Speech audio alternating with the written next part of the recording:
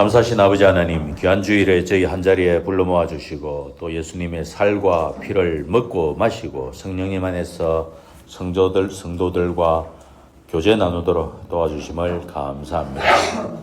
주님, 지금 이 자리에 주의 말씀을 사모하여 모여사오니 주의 성령님께서 동행하여 주시고 깨닫는 영을 부어주시고 확신시켜 주시옵소서. 예수님 이름으로 기도합니다. 아멘.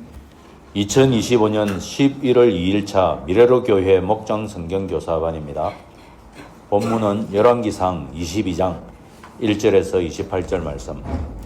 제목은 쓴 약이 몸에 좋다. 자, 첫 박스를. 자, 아합의 자신감이 질문이 이래 나옵니다. 우리 땅이다. 우리 땅이라는 말을 쓰면서 길랄 라못, 탈환이라고 하죠. 회복. 지금 이 당시에 길랄 라못은 이스라엘 땅으로 들어오지 않고 시리아 땅이 되어 있죠. 시리아 땅이 되는 것은 벤하닷 1세에게 빼앗겼기 때문입니다. 그런데 얼마 전에 2차 전투를 승리하고 그 아벡에서 대성을 거두고 아벡 조약을 맺었습니다.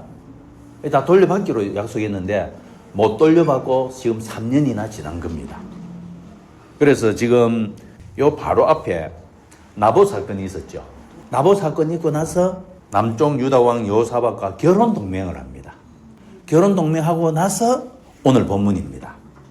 그래서 2절에 보시면 유다왕 여호사밧이 이스라엘 왕을 찾아갔다라고 말을 하지만 사실은 아합이 초대를 한 것입니다. 길랄 라못을 치기 위해서 오늘 군사 동맹을 합시다. 이 말입니다. 그래서 결혼 동맹하고 오늘 군사 동맹까지 하는 그 장면이 됩니다. 박스 오른편 잠깐 설명 보시면 있죠. 2번 승리했고 아합이 베나다렛에 대해 2번 승리했고, 그리고 오늘 이 군사 동맹 있기 직전 이야기지요. 카르카르 전투라고 있습니다. 이것은 아합과 시리아가 연합해서 아수르에 대해서 승리한 내용입니다. 자, 아합은 몇 번 이겼습니까? 연속해서 지금 3번을 이긴 겁니다. 자만심이 충만하겠죠. 거기다가 여호사밧을 부른 이유는 그 당시에 여호사밧이 군사력이 더 강했습니다. 그래서 군사 동맹만 맺으면 길랄 라못을 빼앗는 것은 문제가 아니다. 자, 이번 질문. 여호사밧은 왜 영적 분별보다 정치적 연합을 우선시했는가? 그랬어요. 이 사람은 좀 의리파인 것 같아요. 의리와 연합을 더 중시하고, 그리고 남북이 통일이 되어야 한다 하는 이런 민족주의 성향이 있는 것 같습니다. 그래서 민족적으로 더 중요한 일이다 이렇게 생각하다 보니 어떤 신앙적 분별을 잃어버린 것 같습니다. 불의한 동맹을 하게 된 거죠. 나중에 선지자의 책망을 듣습니다. 이 때문에. 그래서 이것은 여호사밧의 성급한 결정이었다 이래 봅니다. 그 다음 박스 보시면 아합이 듣고 싶어하는 말이 있습니다. 여호사밧이 그렇게 이야기하죠. 과연 하나님께서 그렇게 말했습니까? 라는 확정을 줄 사람이 있습니까? 그러자 아합은 400명을 모아들었죠. 이 400명은 여호와의 예언자였었다가 지금 아합에게 고용된 의용 예언자들이 아닌가. 그래서 그들은 더 이상 여호와의 말씀은 대변하지 아니하고 아합이 듣기 좋은 말만 대변해 주는 자로 변질된 자들이 아닌가, 이렇게 봅니다.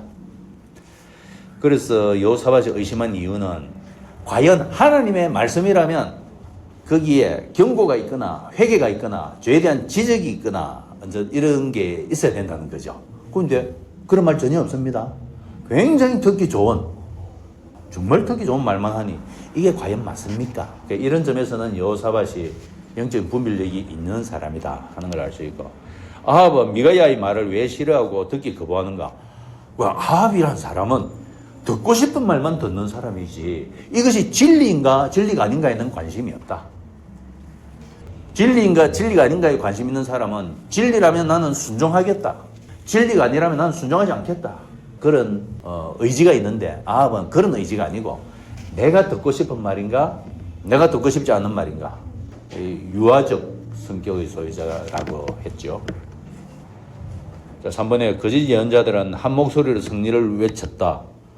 이 사람들은 사람의 눈치를 보고 사람을 기쁘게 해주는 자들로 자리매김했습니다. 5절에 보면은 아합의 질문이 내가 길라스의 라못을 치러 올라가는 것 이것을 물어봤는데 12절에 여호사밧의 옆에 있을 때 미가야에게 물을 때는 우리가 길라스의 라못을 치러 올라가는 것 이렇게 주어가 바뀝니다.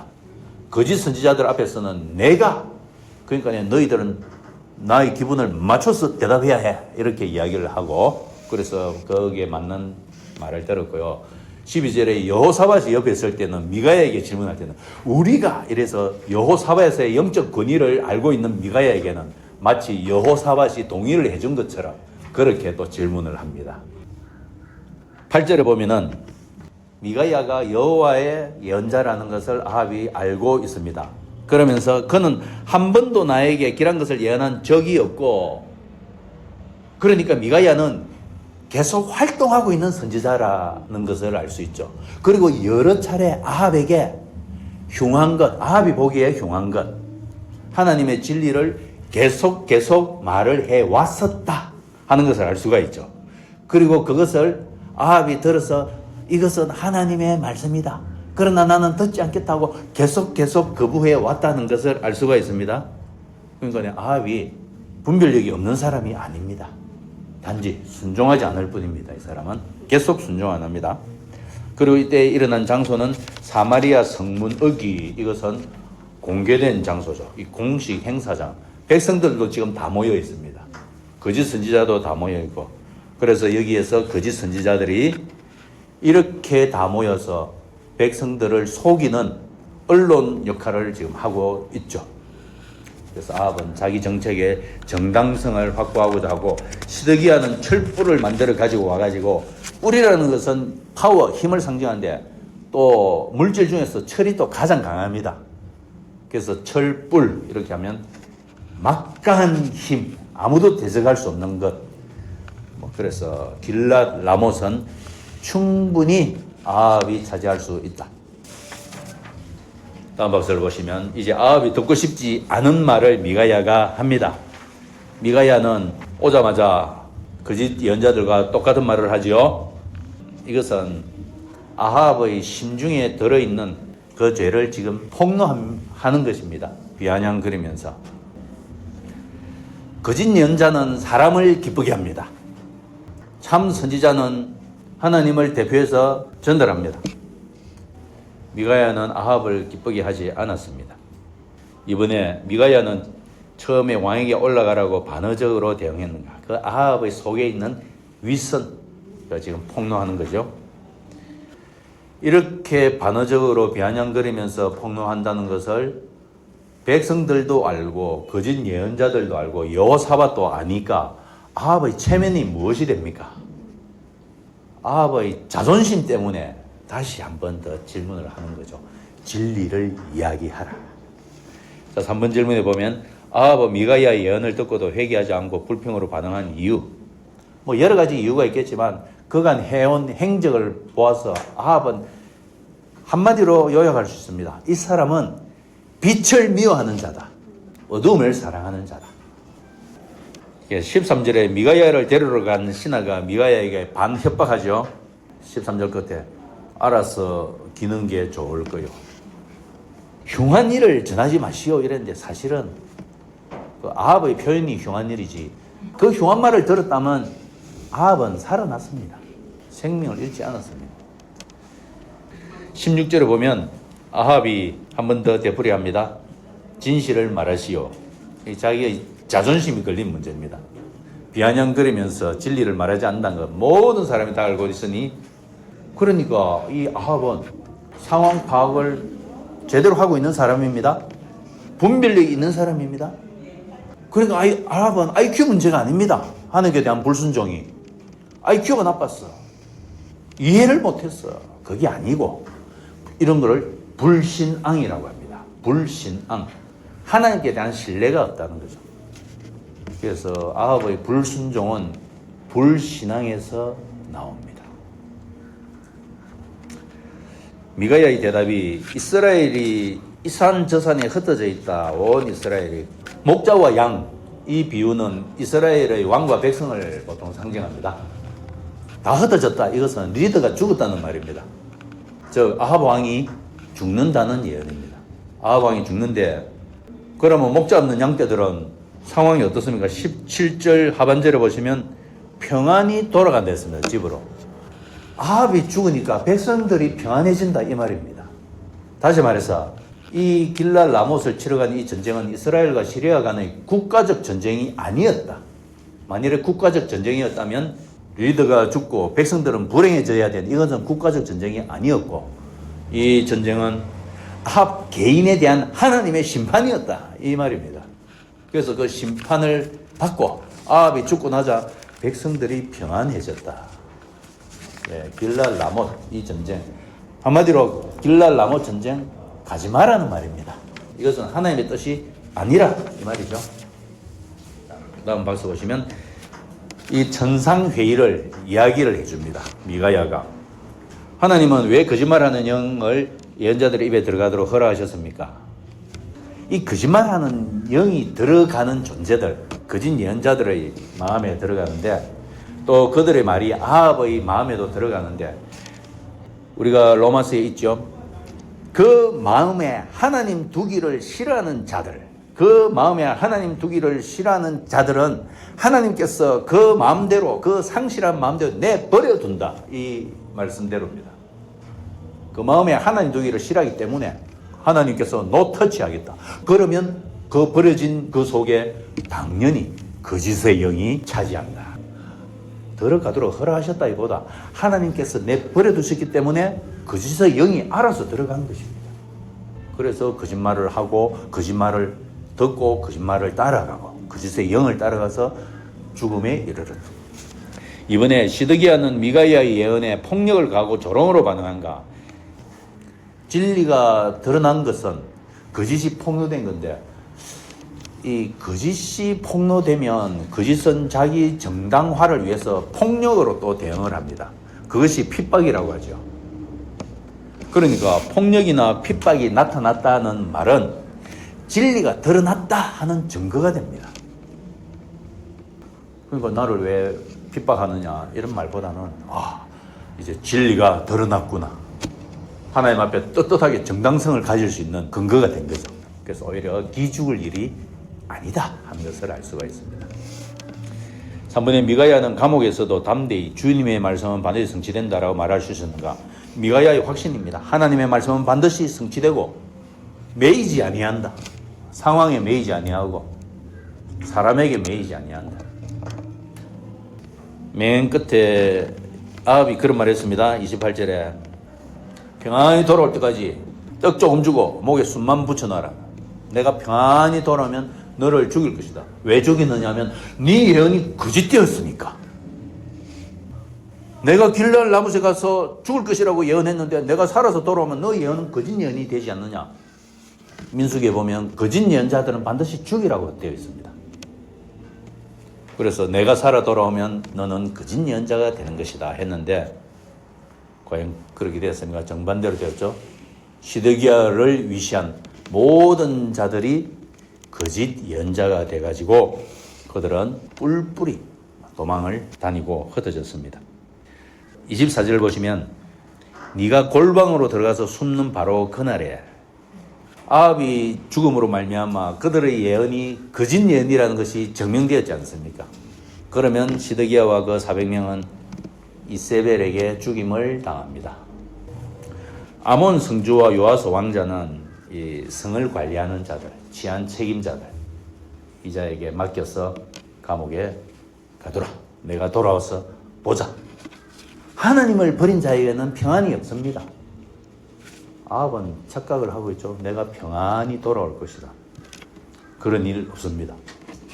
하나님을 버린 자는, 하나님을 그 마음에 두기 싫어하는 자는 하나님께서 그 상실한 마음대로 내버려 던져 두신다. 계관을 보시겠습니다. 아합은 길랏 라못을 되찾으려 했으나 여호사밧은 먼저 주의 뜻을 알아보자고 말했다. 아합은 형식적으로 예언자 400명을 불러 모두에게서 올라가라 주님께서 넘겨주셨다는 거짓 확신만 들었고 여호사밧은 진리의 부재를 느껴 미가야를 불렀다. 미가야는 처음 반어적으로 왕의 욕망을 비추어 말한 뒤에 온 이스라엘이 목자 없는 양떼 같더라는 참된 계시를 전했다. 그러나 아합은 회개하지 않고 오히려 불평했다. 미가야는 하나님께서 하늘 보좌에서 거짓 영을 허락하신 환상을 말하며 아합의 심판이 이미 결정되었음을 선포했다. 거짓 예언자 시드기야는 미가야를 때렸으나 그는 네가 숨을 날에 알리라고 담대히 응답했다. 아합은 그를 감옥에 가두었지만 미가야는 임금이 평안히 돌아온다면 주께서 나를 보내지 않으셨다고 외쳤다. 결국 아합은 전쟁터에서 죽었고 미가야의 말은 모두 이루어졌다. 자, 성령의 검. 구약의 메시지는 신약에서 명확해진다. 우리 이 부분 꼭 이해하시고 기억하셔야 됩니다. 또 신약의 말씀은 구약의 사건으로 증명이 된다. 이것도 똑같습니다. 미가야는 거짓 예언자들 속에서 홀로 진리를 선포하다가 감옥에 갇혔다. 예수님은 나는 진리를 증언하기 위하여 왔다고 외치셨고 진리를 증언하시다가 십자가에 달리셨다. 거짓 예언자들은 아합의 욕망을 정당화하며 승리할 것이라 하고 아첨했다. 신약에서 사람들이 자기 귀를 즐겁게 하는 서성을 많이 둘 것이라고 했다. 세상 사람은 진리를 미워하고 귀가 가려워 거짓 복음을 선호한다. 아합은 하나님의 말씀을 듣고도 감정적으로 왜곡하며 회개하지 않았다. 그는 진리를 따르기를 거절하며 불의를 따르는 사람이다. 사람이 예수님의 말씀을 무시할 수 있지만 결국 그 말씀이 최후 심판의 기준이 된다. 자, 여기서 아합에게 가장 적절한 말은 자기 귀를 즐겁게 하는 그 말에 굉장히 민감하게 쫓아갔고 바로 그 앞에 엘리야가 말했을 때는 잠시 회개의 빛을 보였죠. 그래서 오늘 제목이 그렇습니다. 쓴 약이 몸에 좋다. 그 아합에게 그 말들이 귀에 썼지만 귀에 거슬렸지만 그 말을 듣고 행했다면 엘리야의 말이나 미가야의 말이나 귀에 거슬렸지만 그 말대로 했다면 아합은 생명을 얻었을 것이고 또 속담이 있죠. 좋은 약은 입에 쓰다. 근데 몸에 좋다. 쓴 약이 몸에 좋다. 좋은 말은 귀에 거슬린다. 그런데 행동에 좋다. 행동에 열매가 맺힌다. 우리 신앙생활의 목표 지점은 회개하고 죄사함을 받을 뿐만 아니라 자, 거기서 한 걸음 더 나아갑니다. 완전함에 이르르라 했는데 그 완전함이라는 것은 성령 충만으로 부활의 능력을 경험하는 현장이 되라. 이 말씀이 되겠습니다. 자, 기도 제목 읽습니다. 부활하신 예수님이 내 안에 역사하셔서 거짓과 타협의 상황에서도 담대히 진리를 정언하게 하소서. 말씀 앞에 회개와 순종이 삶으로 나타나게 하소서. 부활의 능력이 드러나게 하소서. 그래서 프락시스라는 말을 씁니다. 이거는 실천적 믿음이라는 말입니다. 믿음이 실천, 현장에서 실천되어 나타나는 것. 우리로서는 현장에서 부활의 능력으로 나타나는 것. 고가에 나타날 때 그 사람의 믿음을 프락시스라고 합니다. 그렇게 안 나타나는 믿음을 야고보서에 보면 공허한 믿음, 말로 된 믿음, 네, 이렇게 이야기하죠. 프락시스는 우리의 결심으로 나타난다기보다도 성령의 동행으로 말미암아 성령 충만으로 그 부활의 능력이 나타나는 것. 자, 아담스 바이블 같이 읽습니다. 미가야가 대답하였다. 주님께서 살아계심을 두고 맹세하지만 나는 다만 주님께서 말씀하신 것만을 말하겠습니다. 주님 감사합니다. 아합을 볼 때 참으로 아합이 빛을 미워하는 사람이고 어두움을 좇아하는 사람이고 그에게 여러 선지자들이 빛을 진리를 말씀했지만 그는 자기 귀가 가려웠어. 귀를 즐겁게 하는 말만 따라가다가 망한 사람임을 봅니다. 주님 이와 같이 하나님을 싫어하는 사람을 하나님께서 내버려 던지시고 그 속에 거짓의 영이 역사하여 거짓의 영을 따라 죽음에 이르도록 내버려 두는 것을 보게 됩니다. 아버지 하나님, 우리가 구약의 메시지를 통해서 신약의 말씀들이 참으로 진리임을 확신하게 도와주시고 이렇게 확신한 바를 우리의 삶의 현장에서 부활의 능력으로 선포하게 도와주시옵소서. 예수님 이름으로 기도합니다. 아멘.